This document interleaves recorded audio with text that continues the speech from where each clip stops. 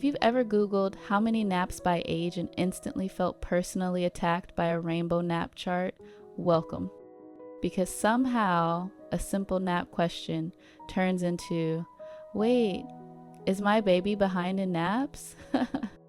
And no, your baby is not behind. Your baby is just a baby.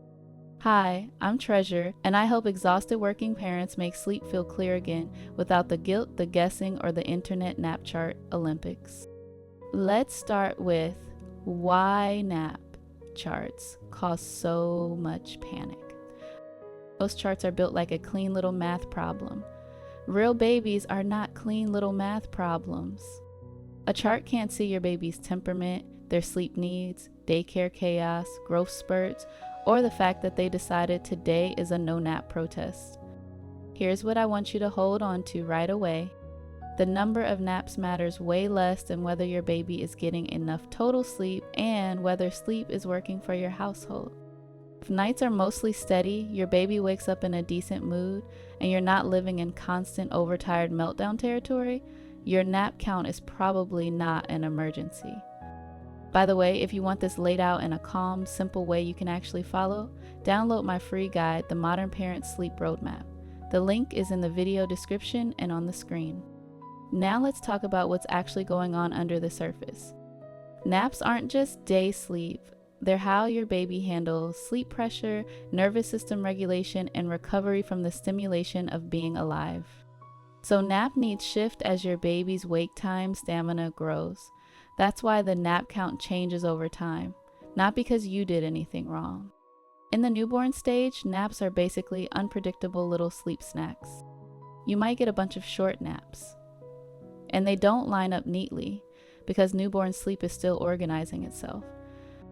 As the months go on and your baby starts staying awake longer, naps usually consolidate. Around the early months, many babies land in a pattern that often looks like several naps a day, and then gradually it smooths out. Then somewhere around the middle of the first year, a lot of babies move toward a more predictable 2-nap rhythm. And later, many toddlers settle into one solid nap. That's the big picture. Now let's make it feel practical without turning this into a complicated system you don't have time for. There are a few common napperas you'll see, and they overlap on purpose. Early on, it can be 4 or even 5 naps on a sleepy day, and fewer on a more alert day. As your baby gets a little older, 3 naps becomes common but not mandatory.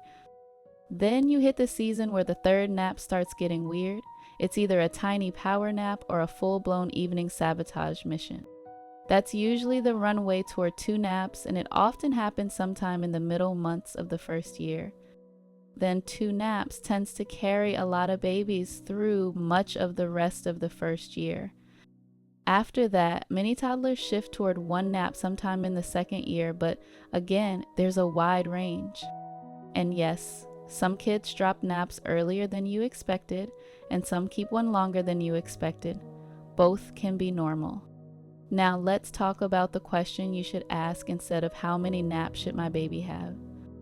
Ask, is the current nap setup protecting bedtime and protecting my baby's mood? Because the real problem is rarely we're on the wrong nap number. The real problem is usually that the last nap is pushing bedtime too late, or bedtime is happening with an overtired baby, or your baby's awake time stretches don't match their current stamina. So let me give you the simplest way to stop the chart panic tonight. If your baby takes fewer naps than the chart says, but sleeps well at night and wakes up happy enough, you can stop spiraling. If your baby takes more naps than the chart says, but bedtime isn't a disaster and nights aren't falling apart, you can stop spiraling too. Because some babies need a little more sleep to feel good, and some babies need a little less. That's not a parenting grade.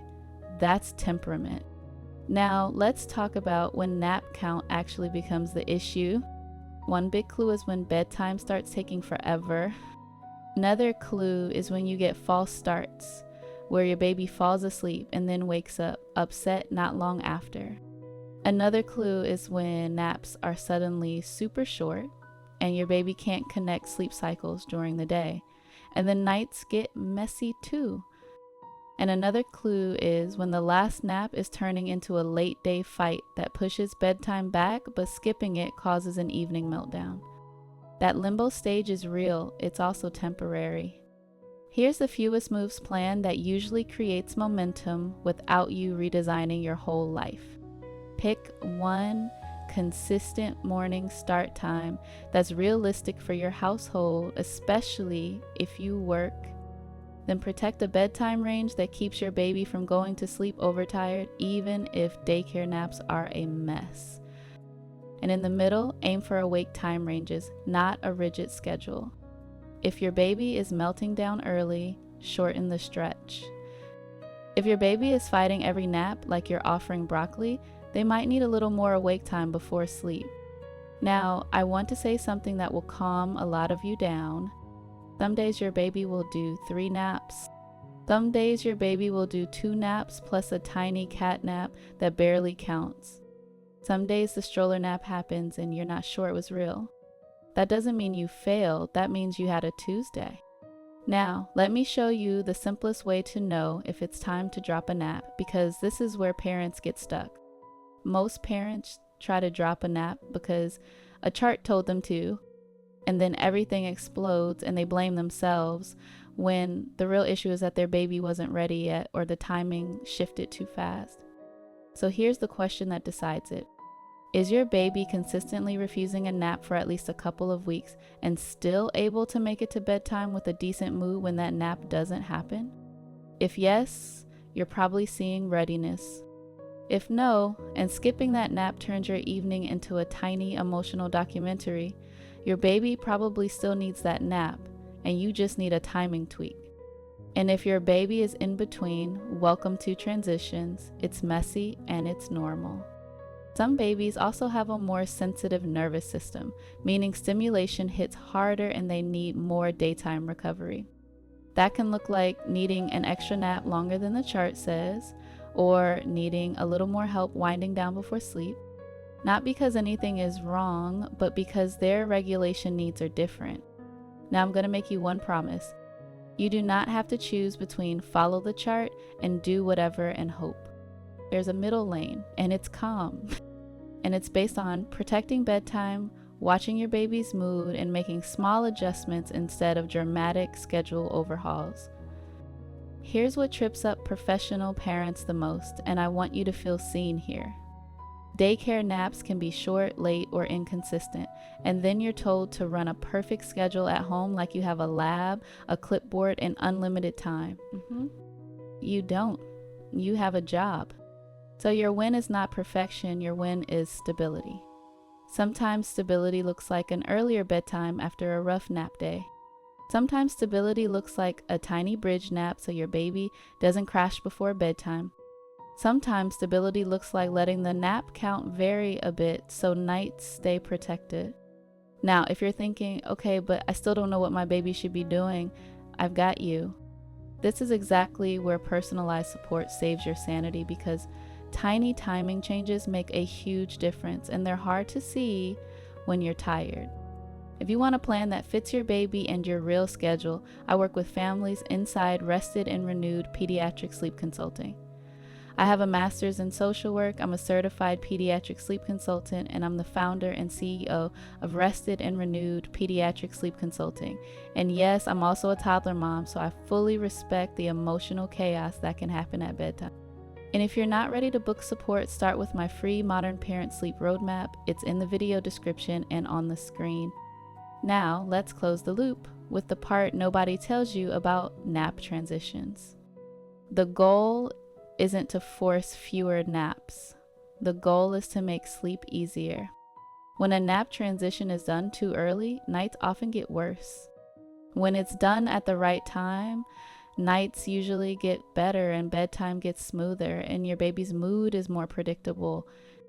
So if you try to drop a nap and things fall apart fast, that doesn't mean your baby is high needs.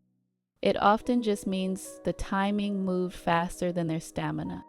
And if you feel like your baby is supposed to be on fewer naps by now, but every time you push it, your whole day collapses, that's not you failing. That's your baby giving you data. and you can use that data to make sleep feel simpler instead of scarier. If this just relieved even a little of that chart panic, the next video is where you'll get the missing clarity that makes everything feel more doable, even on the hardest nights. Tap the screen to watch my next video. Don't forget, download the guide, subscribe for more clarity, and tap this screen. Trust me on this one.